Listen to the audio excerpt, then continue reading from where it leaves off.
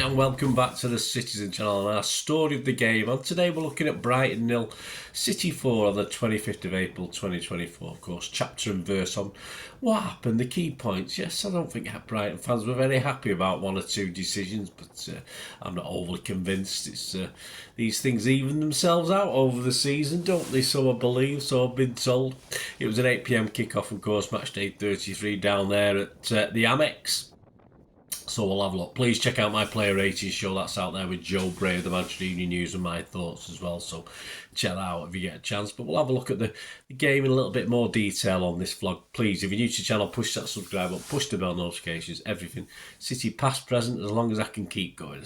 I'm full of a cold again. I don't keep getting colds and perhaps a little bit run down.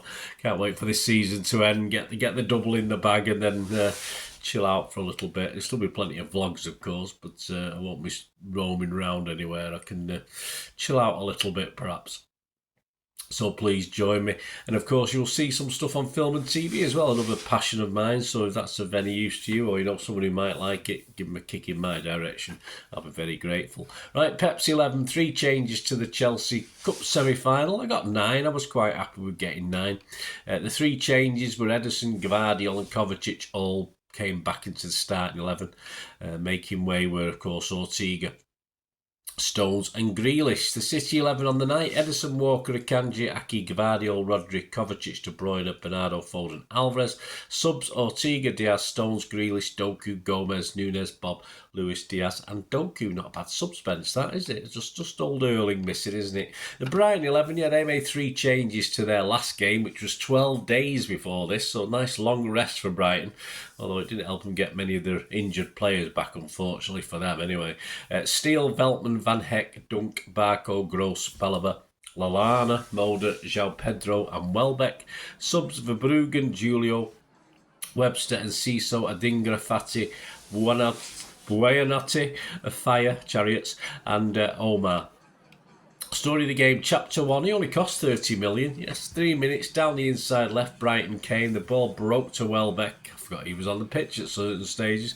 It's a low first time effort down to the bottom right, but Ederson fields it a full stretch. A nice, comfortable save. Just a little taster for Ederson to get into the game. Chapter 2, I think we're at the case of Erling Aki, wasn't it? Yeah, 15 minutes, Foden sent a swinging ball into the box. Aki meets a dropping ball about 12 yards out with a sort of stretched Haaland type leg. We can't quite guide it on target. The ball heads over the bar, but would have took some score in that one, in fairness. Chapter 3, as rare as rocking horse poop, KDB scores with a header. Yes, 17 minutes, it's Brighton 0, City 1. Foden puts Walker down into the right channel. Walker, a nice little loop back, not like Walker. I mean, Kevin De Bruyne headers and Walker's assists, something you don't see very often, guys. Enjoy them. De Bruyne rushed into the box, launched himself and sent a flying header looping into the top right corner. Absolutely tremendous. I must admit, I did say on my player rating show, I was playing in the Salford League and I scored a very similar goal once. It was from a corner though, but a diving header from about 12 yards out looped into the goal. I wish I had it on camera. As I said, I could have shown them side by side. You wouldn't see the difference because I had hair as well then, so it was very like Kevin De Bruyne's. But what a cracking way to score your first ever headed goal. Well done, Kevin. Chapter 4, a quick seagull response. 18 minutes, Brighton win a corner very quickly. Dunk wins the head, a bit like that Everton header against Liverpool the other day at the back, but thankfully it goes straight at Ederson, who collects it without too much trouble. Chapter 5, Alvarez, first time unlucky. 90 minutes, De Bruyne sends Alvarez down the right. He reaches the box and a low drive across. I think it was sort of wider than it looked from our angle. Wider left-hand post. Chapter 6, Alvarez, second time unlucky. 23 minutes from a corner. Again, it drops to Alvarez, who chests it down on the edge of the box, but a half volley wide right at the post. Chapter 7, it's an in-off. Another double. 26 minutes, Brighton 0, City 2. Foden sends a free kick towards the bottom left. There's a bit of dispute about the free kick in the first place. Hey-ho, that's how it is. The ball pings off the back of Gross, because I think the keeper had it covered, and sort of nestles into the middle of the net past poor old Steele, who was obviously covering the original shot. Chapter 8, Not So Brighton Rock. Yes, 34 minutes. It's Brighton 0, City 3. It's far too clever. Took far too long trying to play this one out, which gave City the chance to put more of a press on. Barco, Steele and Balaba ping it around. Looked really nice for a little while. But then I say they take too long. And Barco, I think, was he making his debut? Anyway, one of the newer guys passes straight to Bernardo. Well, Bernardo cuts it out, give him credit.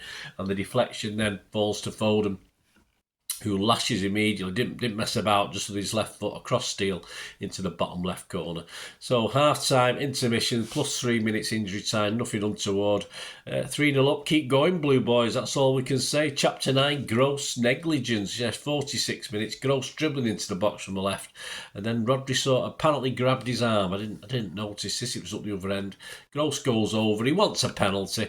The referee's not interested, neither is VAR. Would have been soft, but we've seen them given, well, for Liverpool anyway. Chapter 10, penalty claim number 2. Yes, Adinga crosses the ball. Apparently it's Aki on the arm again. Can't see it too well from where we are, which was raised, but next to his torso, apparently, according to the Guardian. Brighton claimed a penalty, but again, the referee is not interested. Chapter 11, Alvarez, third time, almost lucky. 59 minutes, Foden slips Alvarez into space down that middle again. And his low drive, though, is straight as Steele. Probably could have done a little bit better with that. And of course, Steele does fumble it and spoils it, but claims it at the second attempt. Chapter 12, Alvarez, fourth time lucky. Nope.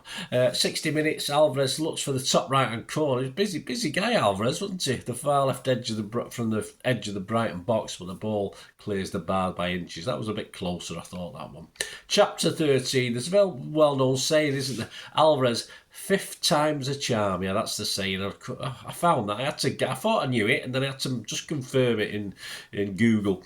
Yes, 5th time's a charm. 62 minutes, it's Brighton 0, City 4.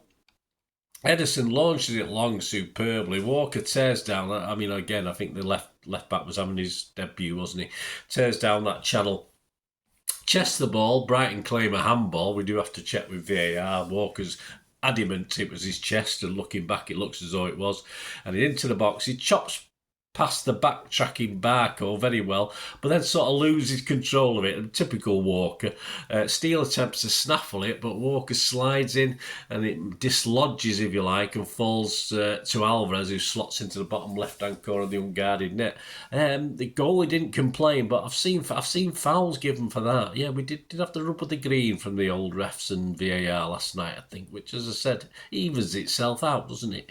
Chapter 13, penalty claim number 3 for Brighton. Yes, 70 minutes, Chariots of Fire zooms down the right, or chariots down the right, beats 3 men, and then João Pedro takes over, bursting into the box. Seemingly, he just fell over for me, but I've seen it looks as though he was clipped by Gvardiol, but some people are saying he started to dive in before Gvardiol was anywhere near him, but screams for a penalty. But the referee again shows no interest. Mr. Gilley, wasn't it? I like Mr. Gilley in awarding one again. VAR doesn't see enough to counteract the referee. 73 minutes, Grealish and Nunes come on for Foden and De Bruyne. 78 minutes, Lewis replaces Bernardo. Gomez comes on for Walker, and Doku replaces Rodri. Plus 5 minutes, so close to making it 5. Yes, old Dopu, chapter 15, Dopu. 90 minutes plus 4, or 14, chapter 14. We lose track, it was a busy night. 90 minutes plus 4, Alvarez slips Doku into the box down the left-hand channel. Doku opens his body, looks as though he's going to score, aims a side foot towards the far corner, but Steele blocks it with his legs. Yeah, I think Dopu could have done a little bit better with that one. 5-0 would have been nice, but yeah. Perhaps unjustified, but it doesn't matter, does it? Match start, shots 7 from them, 3 on target, 14 from us, 6 on target. We had 65% of the possession, 421 passes against our 786. Pass accuracy excellent from Brighton, 89%. You don't see many opponents for City getting that high. City's one of the highest of the season, 93%. Fouls, 10 by them, 3 from us. Although, asking at a Brighton fan, it probably should have been the other way around. 2 yellows for them, offsides, 5 for them, 1 for us, and corners, 4 for us and 4 for them. XG, Brighton, around about 0.65. City, around about, quite low actually for 4 goals, about 1.6 to 1.67. So, there you go, that's your XG. Summary, I thought one of our best performances from City of the season for a while. All right, we had a little bit of luck at times, justifiably so, and sometimes perhaps debatable, but that is what it is. I thought we'd always look, whatever happened, I think we would have won this game comfortably. Brighton, a lot of injuries, so a lot of problems. I'm no doubt the Brighton team certainly aren't a patch on perhaps what they were last year, but of course 89% pass, but it's how good that passing is though, isn't it? Pass accuracy is very, very good. But we took our chances, which is the main thing, with a false nine situation. It's like the old days, wasn't it, without Erling? I mean, he might be struggling to get back into this team at the moment with the run to the final couple of games. Sure he will, but Pep will have to think long and hard about that. We kept up the pressure, of course, on Arsenal, especially Liverpool seem to be dropping out of it now. We'll have to see how the weekend games go. Big game. Nottingham, some say Notts Forest, they get angry, don't they? Nottingham Forest, yes, of course, it'll be a different proposition totally. Not a good football team as Brighton, but fighting for their lives. Doesn't mean they're going to do anything special, because they're not in the bottom four in the league because they're a good team. They're in the bottom four because they've not been very good. But of course, with recent events and the fact their last game was that Everton one where they obviously complained to the PGMOL, it's extra pressure. It's extra pressure on City as well, because especially after last night when we apparently got favoured with referees and VAR decisions. Be an interesting game, but one I'm sure we can put to bed. But we'll talk about that in the Pepsi 11. That'll be out soon. Pepsi 11 against Notts Forest. So Nottingham Forest. Sorry. Shouldn't do that, should we? And of course, as I said, please check out my player rating show with Joe Bray. A few differences actually. And also, guys, there will be a link on the end screen of my City Player of the UEFA Champions League campaign 23-24. Interesting top. Based on my ratings and the Manchester Evening News ratings, and we both agreed on the number one, so that was good. And we ended up with the top 12 that met the criteria, but honourable mentions for all the other players, 20-odd players who played in the Champions League as well, so please have a look at that. Good fun doing it. I hope you find it interesting.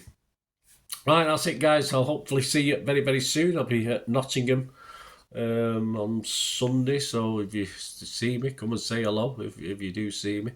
And I think that's my last away game. I doubt I'll be able to get Fulham or Tottenham. No, I certainly can't get Fulham tickets, and Tottenham tickets probably not either, unless it all goes wrong over the next week or two. People drop out. We'll see, but hopefully not, because I'd rather not go, which means, we've almost, the title is almost ours, and they end up going, because, it's all falling apart at the Wolves and Nottingham Forest and Fulham. Anyway, thanks for watching, guys. Let me know your thoughts on the game. Let me know what you thought of it. Did you go down? And what time did you get home? I got home at 3:30. Flipping heck, I was knackered. Went to bed about 4:30, so I had about 3 hours kip. So not great, but hey, things you do. Thanks for watching, guys. Be great to hear from you. Until I meet again, that's one thing, don't I? Please stay safe, Blues. Come on, City. Bye for now.